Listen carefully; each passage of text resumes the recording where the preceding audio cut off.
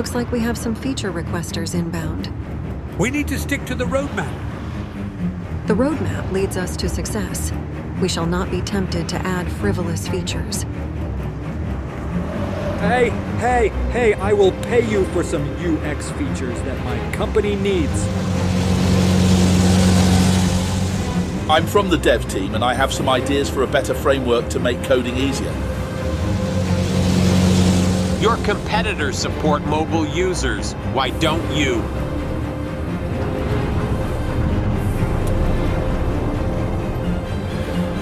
We can't use any cloud apps. Can we get an on-prem version? We will pay for it.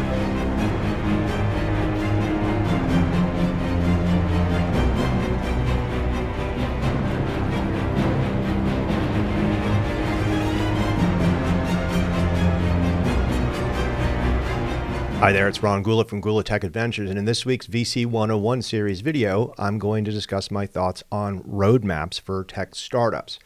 Now, if you're a CEO of a tech startup, maybe you're the CTO, maybe you're in charge of engineering, chances are you haven't shipped your vision yet.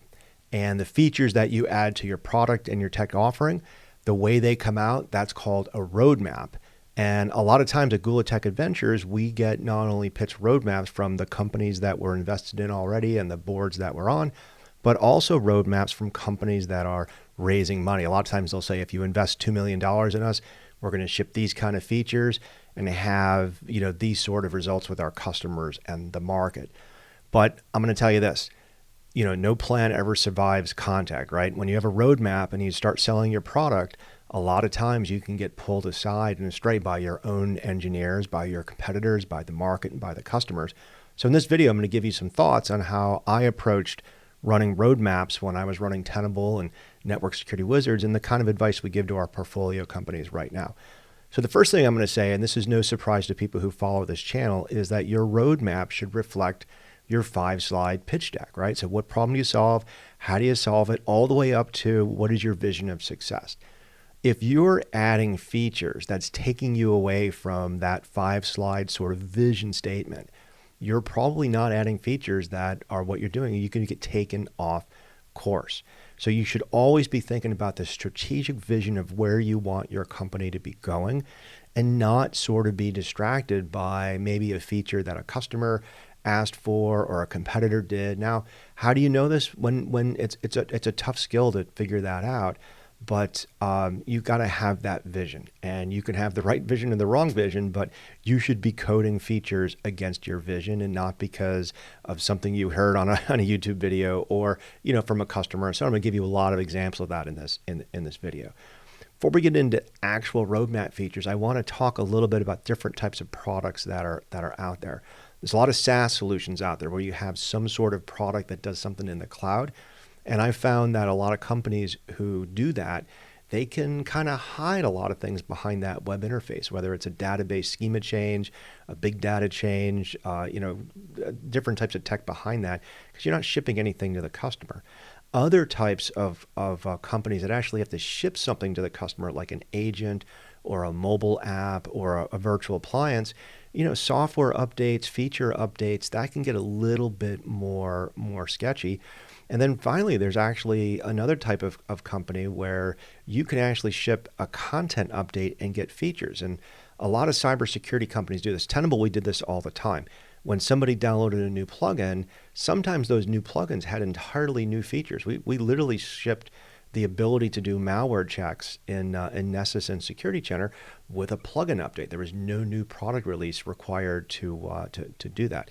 Now, why do I go through all that stuff? It's because you might be sitting there and trying to figure out, how do I fit these roadmap features in while I gotta modernize my product, make it available to all sorts of people, different languages, that sort of thing. How do you prioritize these sort of things? So that's what we're really going to get into.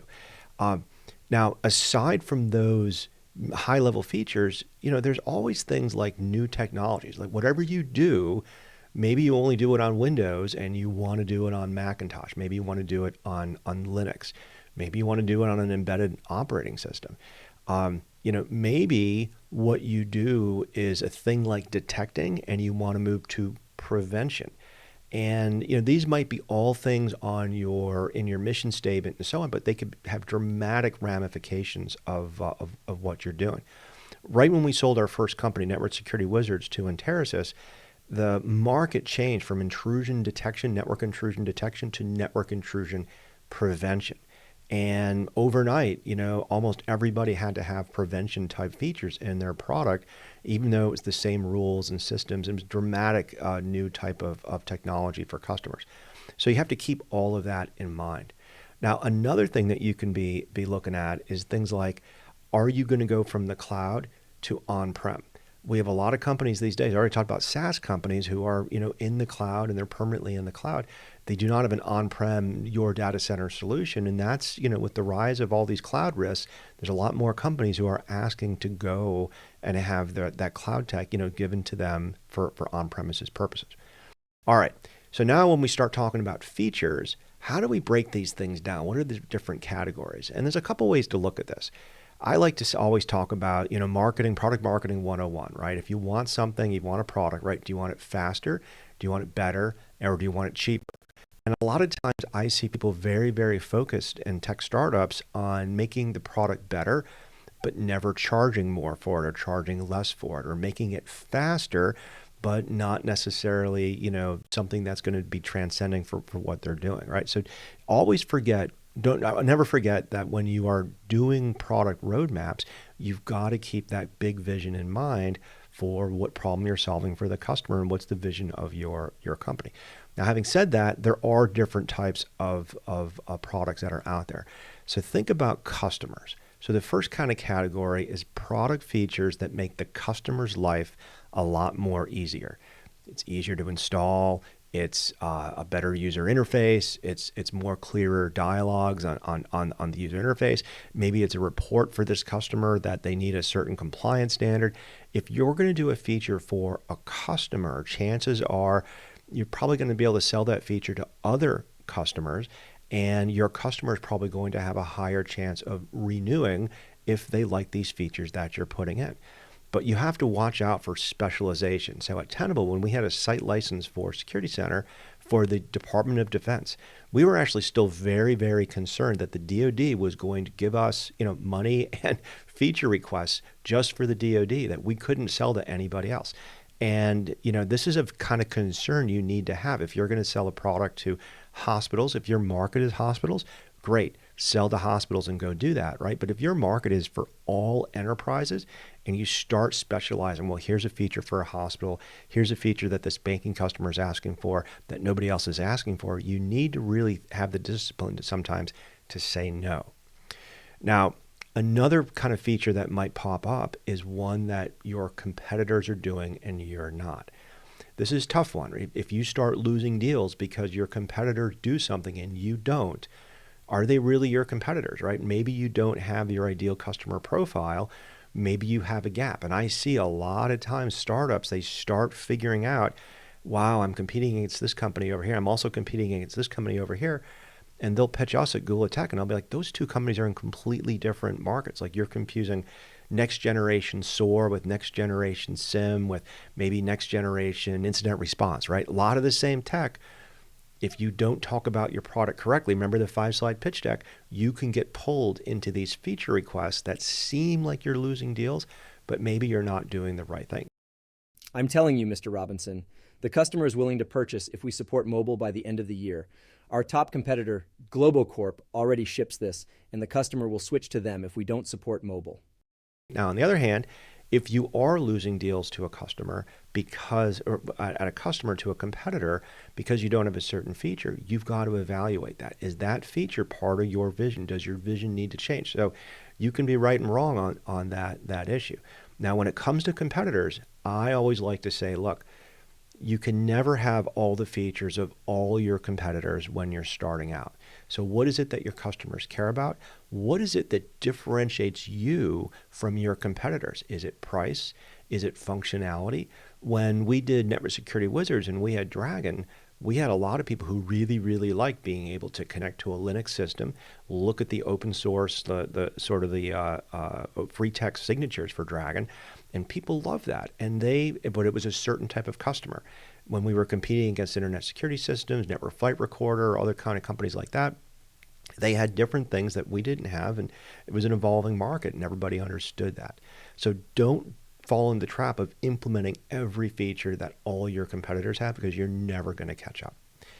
Now, the fourth thing, I kind of talked about this already, right? If the industry is moving on and the industry basically says, we need these features. I already kind of talked about how at Network Security Wizards, when we sold to Interisys, the world flipped from intrusion detection to intrusion prevention.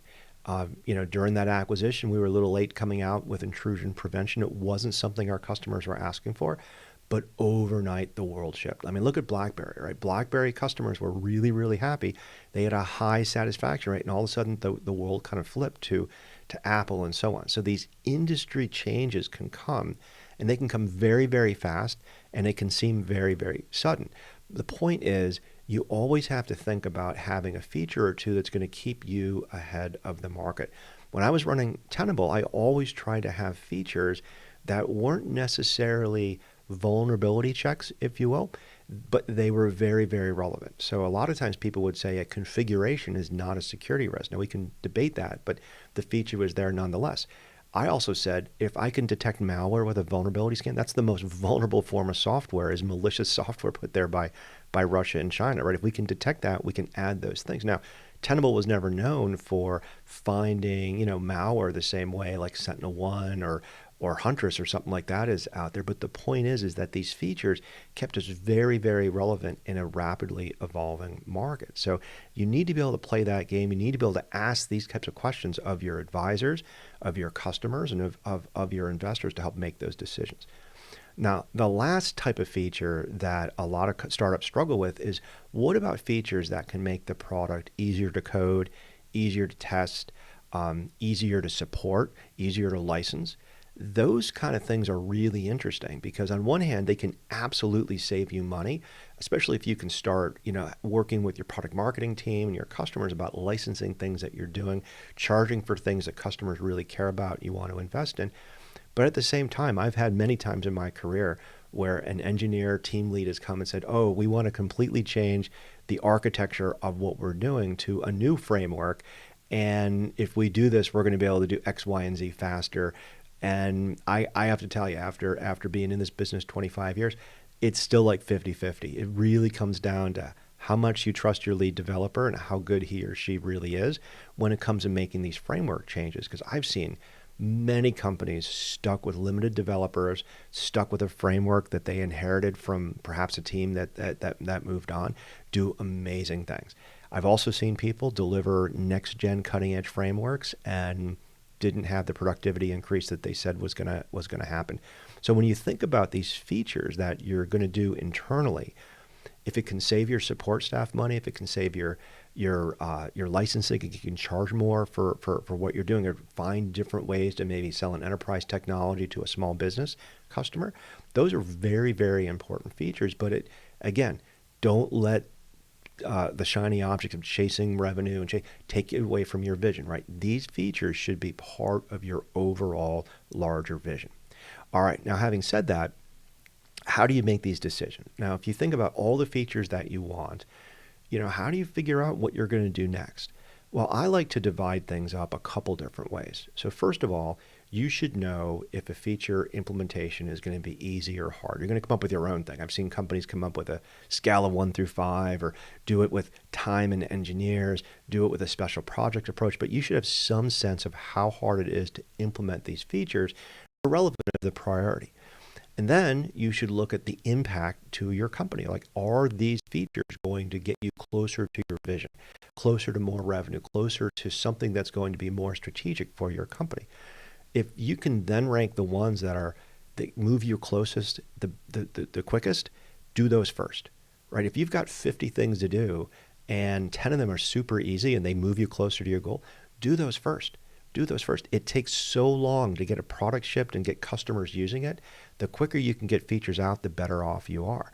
But what you don't want to be doing is spending a lot of time on a new feature that is only going to impact a little bit of your customer. And this is a really, really tough balance. Now, at the same time, how do you balance, making the product better internally, making it better for your customer, being competitive, being a leader in the market? It's a tough call. And it's a very subtle thing to do. A lot of timing. There's no golden rule. I've seen a lot of people that I thought nailed, getting the product market fit. And then a competitor comes out of the woodwork with something twice as better, half as much. So you have to always be nimble, and you have to be willing to say, look, we're halfway through this project in this quarter, but we need to stop it, start something else, and then ship something else. And having that kind of honesty with your developers and your team is really good if you can, again, stick to that vision. So then the question is once you have this roadmap, how do you communicate it? Who do you communicate it to? Do you say the same thing to the media, the public, your customers, your employees, your sales team, your marketing team, your board, your investors? I've seen a lot of people say different things because they were a little afraid of being too transparent with maybe the fluidity of the roadmap.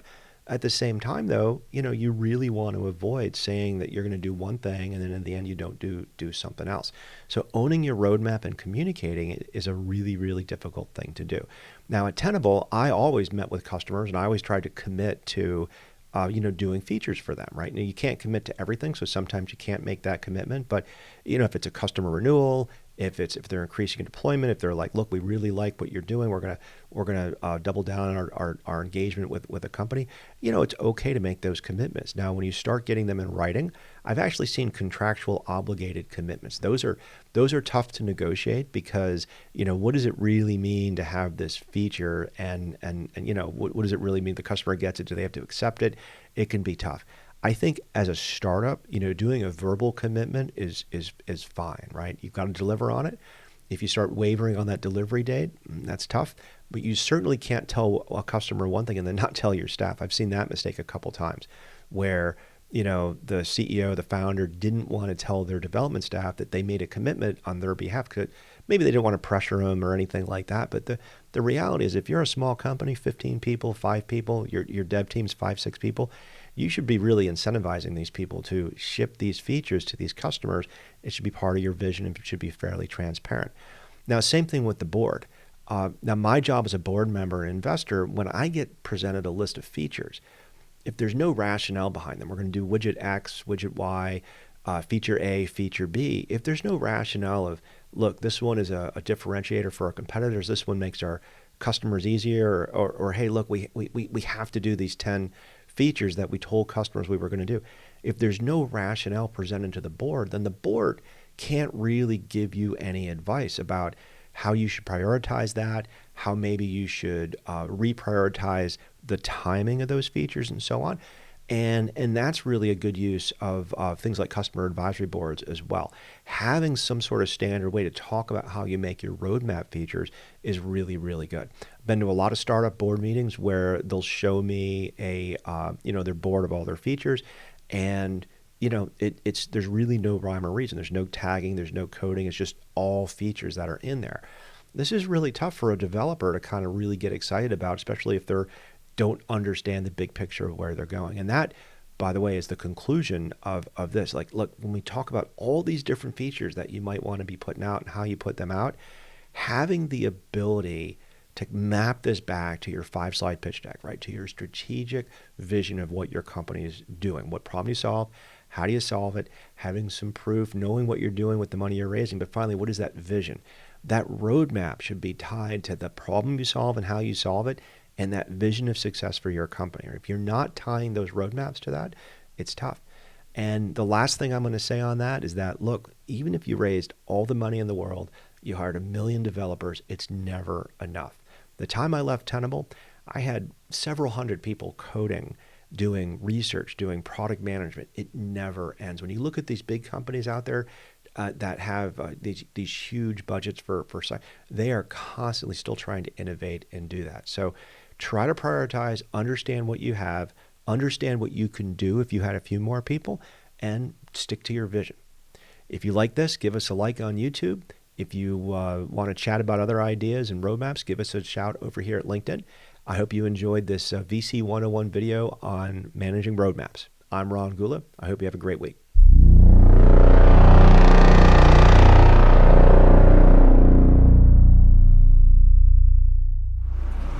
Uh-oh. Looks like we have some feature requesters inbound. We need to stick to the roadmap. The roadmap leads us to success. We shall not be tempted to add frivolous features. Hey, I will pay you for some UX features that my company needs. I'm from the dev team and I have some ideas for a better framework to make coding easier. Your competitors support mobile users. Why don't you?